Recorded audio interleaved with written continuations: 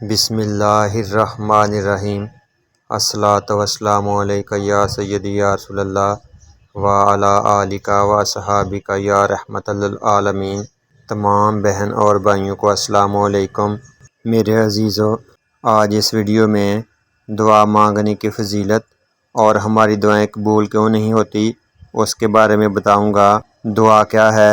دعا اللہ تعالیٰ کے ہاں عارضی اور گڑ گڑانے کا نام ہے۔ پیارے نبی صلی اللہ علیہ وآلہ وسلم نے دعا کی اہمیت پر زور دینے کے لیے قرآن حکیم کی آیت کی تلاوت فرمائی، جس کا ترجمہ اس طرح سے ہے: اور تمہارے پروردگار نے فرمایا ہے، مجھ سے دعا مانگا کرو، میں تمہاری دعا قبول کروں گا۔ بے شک جو لوگ میری عبادت سے سرتابی کرتے ہیں وہ ذلیل و خوار ہو کر ضرور جہنم میں داخل ہوں گے۔ دعا ایک مومن مسلمان کے لیے بہت بڑا ہتھیار ہے، جس کے ذریعے وہ اپنی تقدیر، اپنی قسمت کے بند دروازے کھول سکتا ہے، کیونکہ نبی رحمت صلی اللہ علیہ وآلہ وسلم نے ارشاد فرمایا، دعا مسلمان مومن کا ہتھیار ہے اور دین کا ستون ہے۔ میرے عزیزو، دعا کو جو مقبولیت اللہ تعالیٰ کے ہاں حاصل ہے اس کے بارے میں حضور صلی اللہ علیہ وآلہ وسلم کا فرمان ہے، اللہ تعالیٰ کے ہاں دعا سے زیادہ کسی چیز کی کوئی وقت نہیں۔ ہماری زندگی میں بے شمار اس طرح کے مسائل آ جاتے ہیں جن کا کوئی حل نہیں، اس کے بارے میں آپ صلی اللہ علیہ وآلہ وسلم کا فرمان ہے، دعا کے سوا انسان پر آنے والی کسی بھی قضا کو ٹالا نہیں جا سکتا۔ واحد دعا ہی ہے جو انسان پر آنے والی آفات کو ٹال دیتی ہے اور اس کو محفوظ رکھتی ہے۔ ہماری سبھی دعائیں منظور ہوتی ہیں، لیکن ہمیں مانگنے کا ڈنگ نہیں آتا۔ آئیے میں آپ کو آپ صلی اللہ علیہ وآلہ وسلم کا ارشاد گرامی بتاتا ہوں۔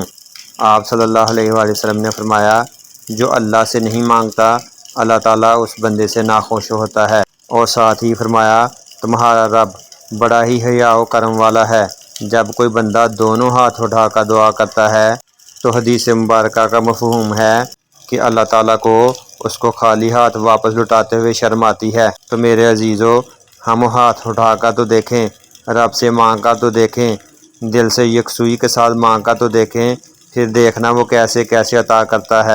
دعاؤں کی قبولیت کا راز تو میں نے بتا دیا کہ کس طرح ہم اپنی دعا اللہ تعالیٰ سے منظور کروا سکتے ہیں۔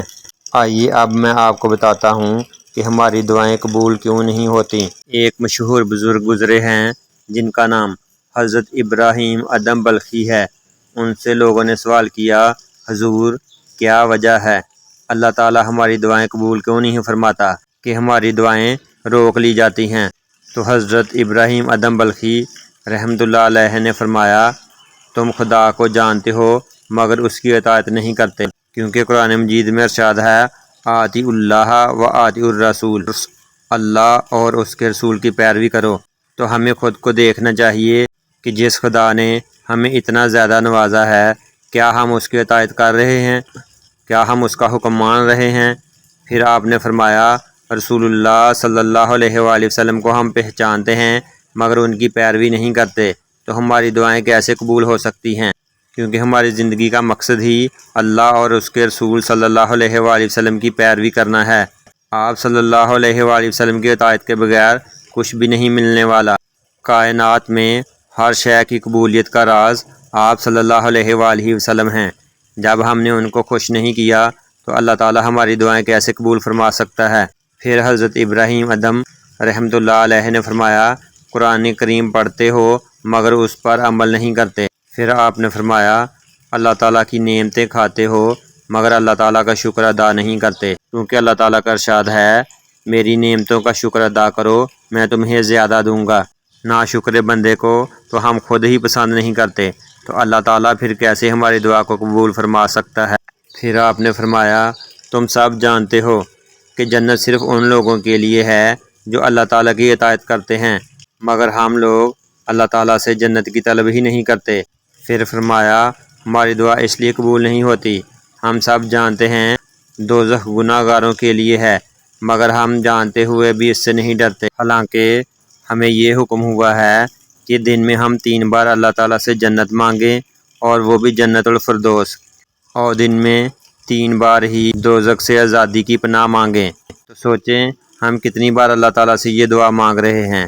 جب ہم مانگتے ہی نہیں تو ہماری دعا کیسے قبول ہوگی؟ ہم سب کو پتہ ہے کہ شیطان ہمارا کھلا دشمن ہے، مگر پھر بھی ہم اس کی دوستی سے دور نہیں بھاگتے، بلکہ بڑھ چڑھ کر اللہ کو ناراض کرنے والے اور شیطان کو خوش کرنے والے کاموں میں حصہ لیتے ہیں۔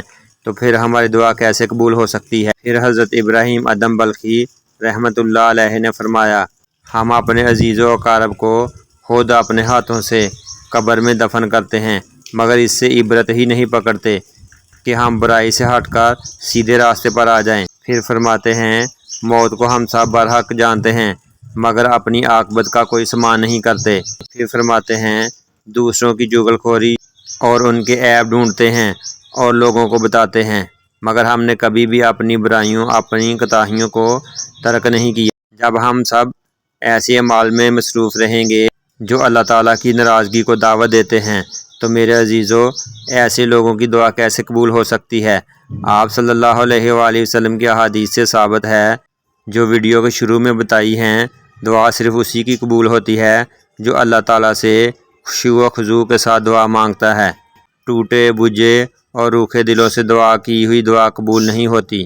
دعا کی قبولیت کا راز سن لیں، دعا تب تک ہماری قبول نہیں ہوتی جب تک ہم نبی رحمت صلی اللہ علیہ وآلہ وسلم پر درود و اسلام کا نذرانہ پیش نہیں کرتے۔ تب تک ہماری دعائیں آسمانوں میں معلق رہتی ہیں، وہاں روک لی جاتی ہیں۔